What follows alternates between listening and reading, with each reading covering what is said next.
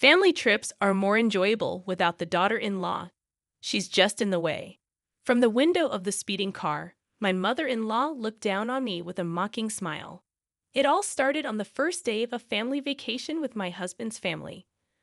On the way to a luxury hotel, we stopped at a highway gas station, and suddenly I was left behind, all alone. I was completely lost and stood frozen on the spot, a moment I'll never forget. My name is Susan. I'm 30 years old, and I focus on housework, not working outside the home. My husband, Thomas, is a management consultant and often away from home.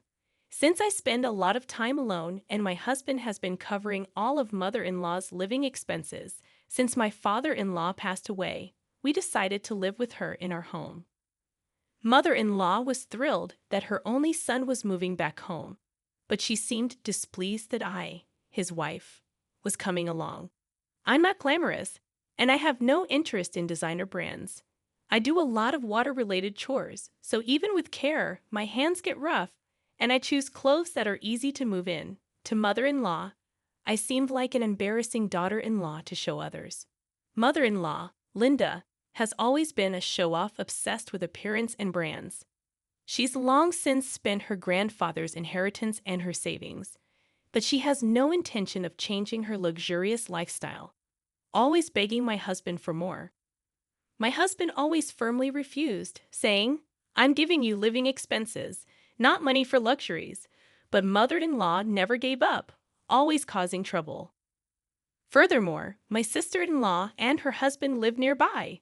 Sister-in-law, Jessica, has the same character as her mother, always making snide remarks like, "Thomas could do better than a plain woman like you."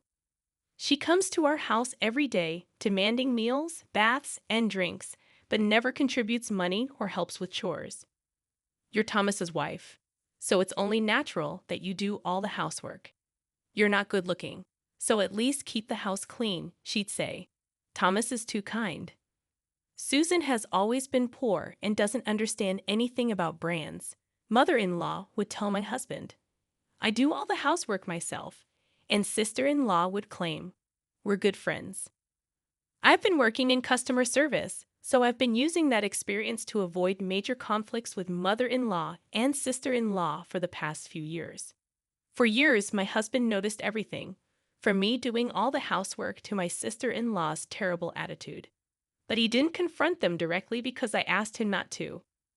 I wanted to avoid a complete breakdown with my husband's family, no matter what they did to me.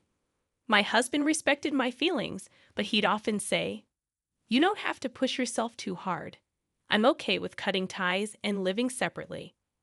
But I wanted to try a little harder, so I thought of planning a family trip to improve our relationship. When I proposed the idea, my husband agreed, saying, "That sounds good. I can take time off next month, so let's all go on this year's trip." Since we were dating, my husband and I had been traveling regularly. Even after moving in with my mother-in-law, we enjoyed occasional trips just for the two of us. But once mother-in-law and my sister-in-law realized we were staying at luxury and famous hotels, they insisted on coming along. "You two are so heartless, going on luxurious trips without us. From now on, take us with you and make sure it's extravagant," they demanded. Because they were so persistent, I told my husband that this time, we had booked a luxurious hotel for the whole family. Mother-in-law and sister-in-law were thrilled, but just before the trip, my husband's work made it impossible for him to join us. I thought about postponing the trip, but mother-in-law had already bragged to the neighbors about the souvenirs, so she insisted we couldn't change the plans. Reluctantly, I agreed to go with the four of us, excluding my husband. On the day of the trip, I put mother-in-law and sister-in-law's luggage in the trunk, and since there was no room left, I carried my travel bag inside the car. Throughout the drive, mother-in-law and sister-in-law kept making snide remarks from the back seat. Feeling fed up, I glanced at the empty passenger seat where only my travel bag sat, and I began to feel a little uneasy without my husband. Even as I drove onto the highway, mother-in-law's complaints never stopped. "You're driving so slowly. Are you just careless because Thomas isn't here?" she accused. "Really, there was an accident today. So you're just good at making excuses. You must have deceived Thomas the same way. I didn't deceive anyone. If only slow Susan weren't here. This trip would be more fun, right, Mom? Sister-in-law chimed in, echoing mother-in-law's sentiments. Indeed, eventually, as we were about to arrive at yet another gas station, sister-in-law surprisingly suggested that my husband drive the rest of the way. You must be tired, Susan, having been forced to prepare mother-in-law's luggage and clean the house before our early departure, she remarked. Exhausted, I agreed. Susan, could you buy drinks for everyone?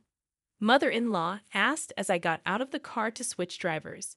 She gave me a friendly smile, unlike her usual self. Sure, that's fine, I replied. Mother-in-law and sister-in-law were unusually kind. Maybe they wanted to improve our relationship, just like I did. I felt relieved and was about to walk away from the car when suddenly the engine started and mother-in-law threw my luggage out of the car.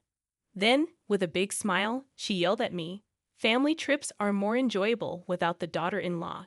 You're just in the way." I stood there, watching the car drive away, leaving me and my travel bag behind. I was completely lost and stood still for a moment I will never forget. Finally, I realized that no matter how much I did for mother-in-law and sister-in-law, it was all in vain. I reached for my travel bag left in the parking space. My vision suddenly blurred, and surprised, I ran to the restroom, covering my eyes with a hand towel as tears began to flow uncontrollably. I don't remember how long I was there, but I noticed a call on my mobile phone and checked the message. It was from my husband, who had finished work early, expressing concern about the trip with mother-in-law and the others. While I was reading the message, my husband called. "Thomas, I'm alone at a highway gas station right now," I said between sobs. "What happened?" he asked, concern evident in his voice. Hearing his voice, I couldn't help but cry again. He patiently listened to my explanation without rushing me. "I'm really sorry that Mom and the others did this to you. I'll come pick you up right away," he said. "I'm sorry this happened." "Why are you apologizing, Susan?" "Because I wanted to get along with your precious family, and I couldn't," I confessed. "I want you to tell me how you really feel. Do you still want to try to make things work with Mom and the others?" "Right now, I can only think that it's too difficult," I admitted. "I see. I'm sorry for what my family did. I'll handle the separation and everything else with Mom and the others." "But is it okay for you to leave your feelings as they are?" he asked. "My feelings? You've been holding back from me all this time, haven't you?" I realized. Thinking back, I realized that I had always been holding back. But I had been angry with my unreasonable mother-in-law and insensitive sister-in-law all this time. "Yes, I can't be with those people I absolutely hate," I declared. Expressing the anger I had been suppressing felt surprisingly refreshing. "You can do whatever you want from now on, Susan. I'll take care of the rest," my husband assured me. "I understand. No matter what happens, I won't let them hurt you anymore. I made that firm resolution," I said determinedly. A few hours later, my husband came to pick me up at the gas station. Being with him made me naturally smile, and I realized how calmly and happily we could spend time together, even though we were traveling the same distance. I couldn't help but grin a little, even though I felt bad for my worried husband. Thanks to his thoughtful care, I was able to rest well. When we got home, the next day, my husband made a surprising proposal. "I've narrowed down the options for our new home to places near Susan's parents' house," he announced. "What? What's going on all of a sudden?" I asked, taken aback. "I want to make sure we're not bothered by Mom and the others, so let's finish moving during the 3 days of the trip," he explained. "Will it be difficult for you to move, Susan?" he asked, his smile masking any frustration he might have felt. My careful and planned husband would never do something so sudden. I felt that he was quite angry inside, but he had a lovely smile for me. "I'm all for moving. Let's get started right away," I replied enthusiastically. We quickly found a new home and moving company, and we were able to move without any problems. During this time, I received several emails from mother-in-law and the others. We're having the best trip without you.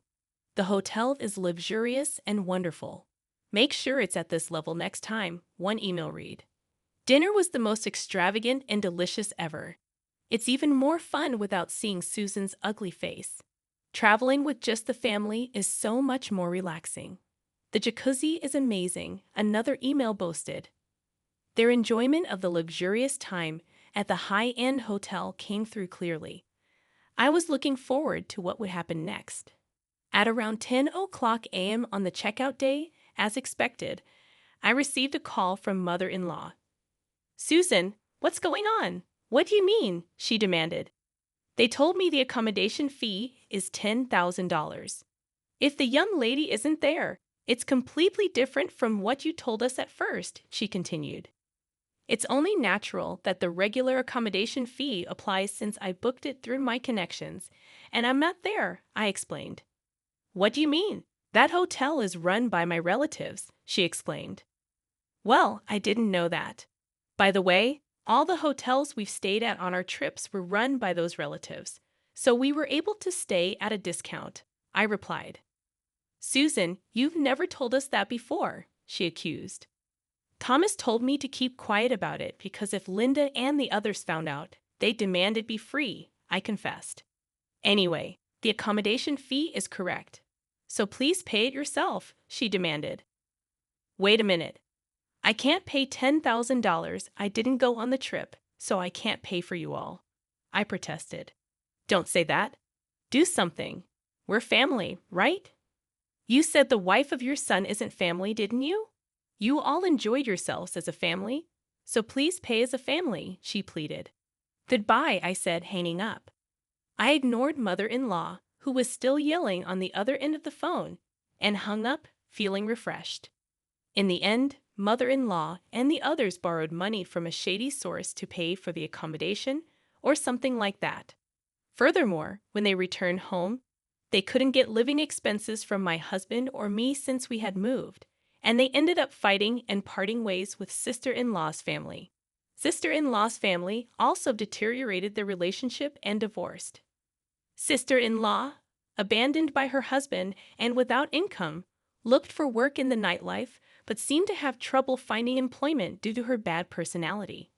With no one left to rely on, mother-in-law even went to my husband's company to seek help. At that time, mother-in-law looked older than her age, with hollow eyes, a haggard face, and dirty clothes. Even when she was crying and begging in the company lobby to live with us, my husband firmly declared a break in relations. After that, mother-in-law ended up working exhaustively at a terrible job. Several years have passed, and now we have a lovely child and are living very happily. We are planning to stay at that luxury hotel we couldn't go to before, just the three of us as a family. The hotel owner's relative invited us because they want to meet our child. We are looking forward to it very much.